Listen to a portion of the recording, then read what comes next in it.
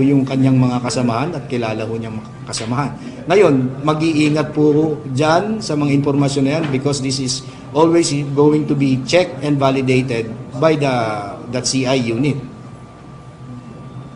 Pero sir, like, syempre iba yung transaction ng mga ito, medyo mabigat talaga. So if ever hindi pa rin siya tiwala dahil pwedeng superior lang yung mga involved. Then they raise it to the next. There are other investigating agencies that can assist kung hindi ho niya tinitingnan yung internal mechanism namin.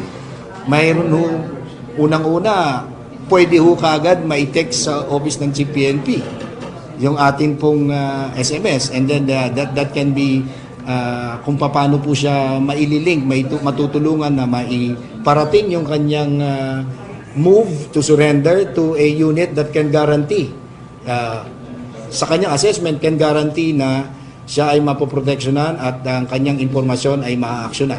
Yes, ma'am. Sir, yung mga victim ng salvage or summary execution, sir, mga ilan na and anong tingin nyo dito? Naniniwala ba kayong may vigilante? Well, unang-una, pag sila ay napatay, ito po ay krimen. So, ang unit, ang police station na mayroong responsibilidad o jurisdiction sa mga lugar na ito kung saan nakikita po itong mga biktima ito, magkakandak ho sila ng investigasyon. Ito ay, we treat them as a crime that needs to be investigated and make sure that those who committed that crime is brought into justice. Ibig sabihin, mapasagot natin sila doon sa pagpatay ng mga sibilyan o kabaro namin na nakikita po natin na sumasabay dito sa ating kampanya laban sa illegal na droga. Sir, how it's done and the manner of execution? Anong tingin ninyo? Yun nga po, basic. I mean, sir, ang tinatanong ko kasi rin, meron ba group behind? Then in the investigation, titingnan po yan ng investigador. Kung yan ay grupo o individual o sumasabay. Kasi kung halimbawa po yung naging biktima ay titingnan natin yung background, victimology. Talaga hubang ito ay may record na siya ay involved sa illegal na droga, gumagabit o nagtutulak. So let us allow the investigator to be able to give us these details para ho magtuloy-tuloy yung mabigyan natin ng hustisya yung mga pagkamatay na mga ito. Pero, yun nga sir, parang nasisingitan ng mga ganon.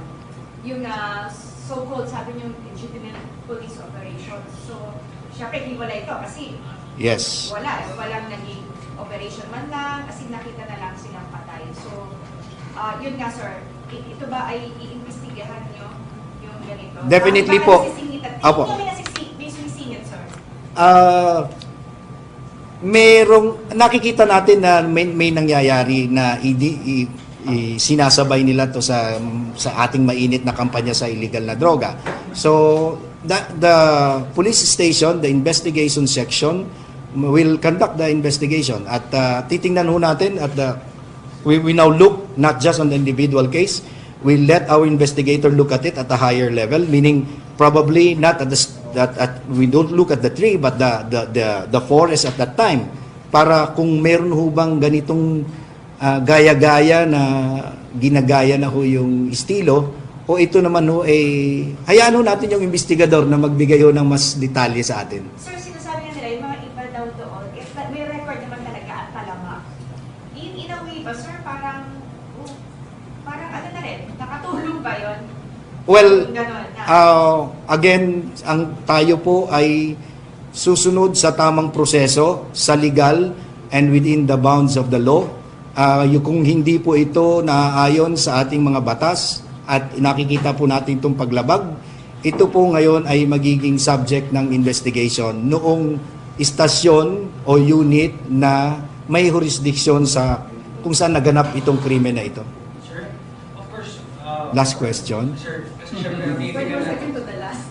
kasi tinitingnan natin dito, sir, of course, yung impact ng anti-illegal drugs campaign vis-a-vis doon sa crime rate natin, sir. Apo. So, ano ba, so far, we have more than a week since we launched this campaign. What happened to the crime rate, sir?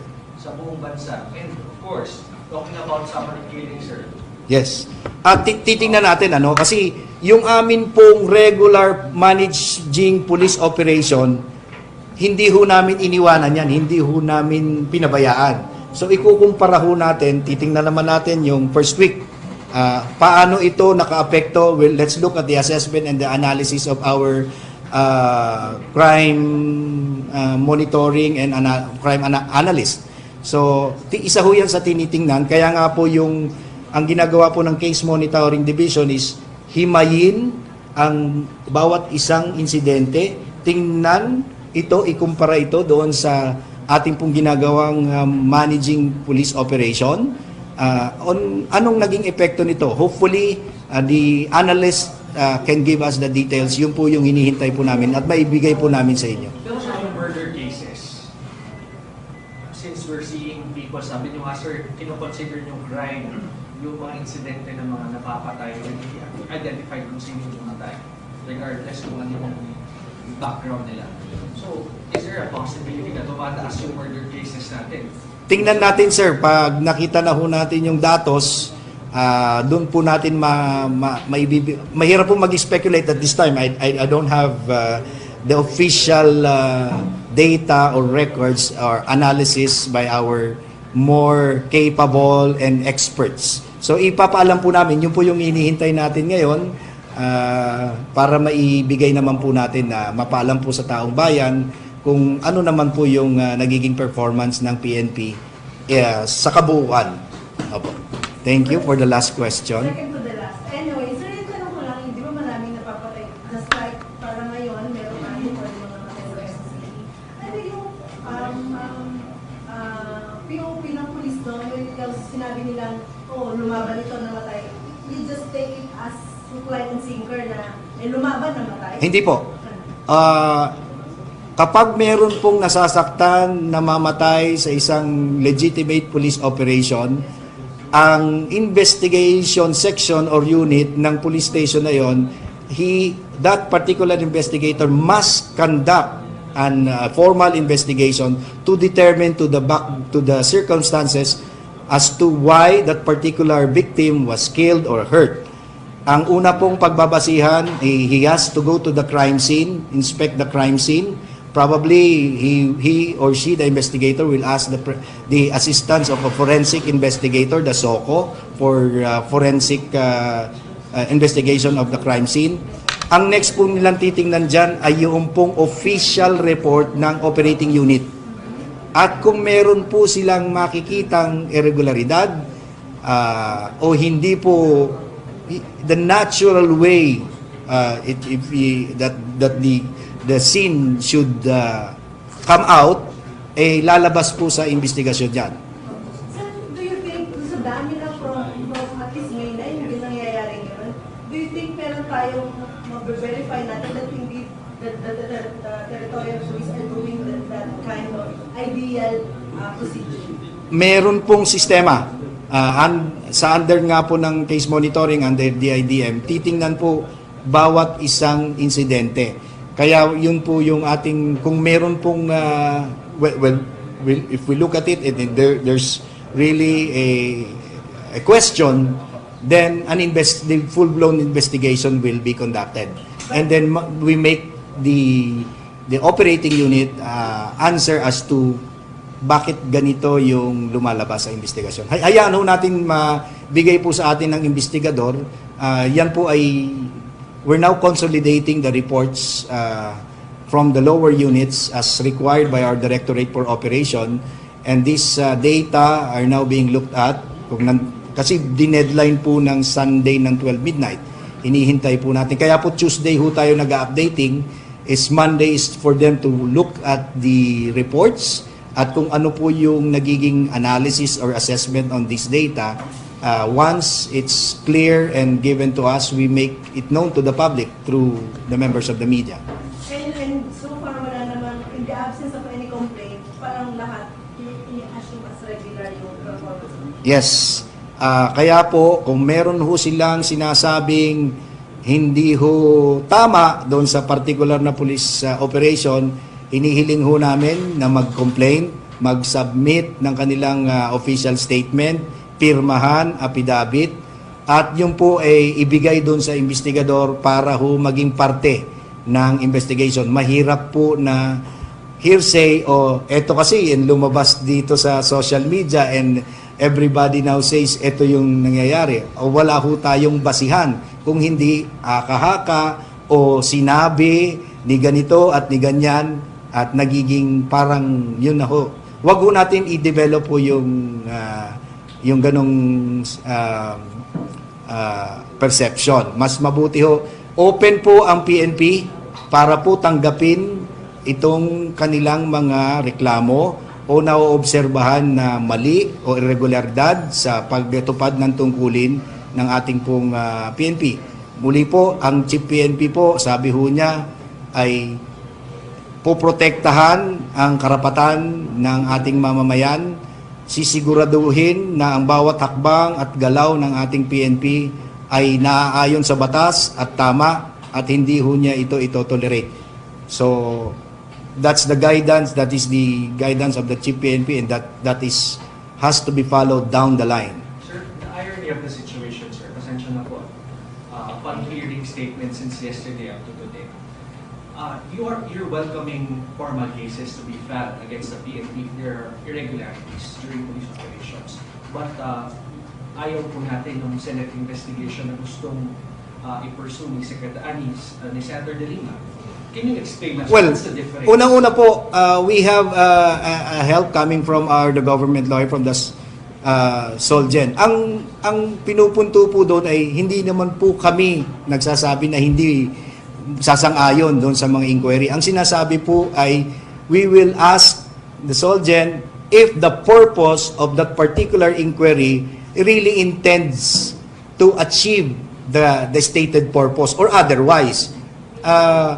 Kaya nga po, mas mabuti pong tingnan ho natin per cases. Tingnan ho natin kung ano ho ba yung ebidensya, ano ho ba yung testimonya, ano ho ba yung mga nalakap na impormasyon ng ating investigador para yung kaso na yon ay tumakbo o mapailan ho natin ng kaso. Hindi, yun po yung sinasabi natin. So makikipagtulungan, ngunit kami po ay tutulungan din po ng ating Solicitor General, and yan po yung isa ho sa nagpapalakas sa ating pong PNP na meron po tayong kasama na siya naman pong magdedepensa sa ating pong miyembro ng PNP na tumutupad po sa tungkulin. Sir, anong pinakapangambahan natin kung sakaling totoo nga yung sinasabi trial by policy or hindi pala, for media mileage lang yung gagawin hearing sa Senate, ano yung mawawala sa PNP kung sakaling uupo tayo doon, attend those I'll see on the decision of the leadership and relay it to you. From what the Chief PNP has said yesterday and our Solgen, yun po yung magiging procedure namin kung meron pong inquiry. Ang sa amin po ay hindi ho kami magpapabaya, particular na po doon sa pag-iimbestiga ng mga kasong ito para po lumabas ho kung sino ho yung may mali at panagutin kung meron man po sa hanay namin na nagkamali. Muli po, magandang umaga at salamat po sa inyong pagdalo. We'd like to thank Chief Superintendent Emmanuel Aranas for giving you an update on the drug testing po natin. Sige po, hahabol po kami sa next schedule.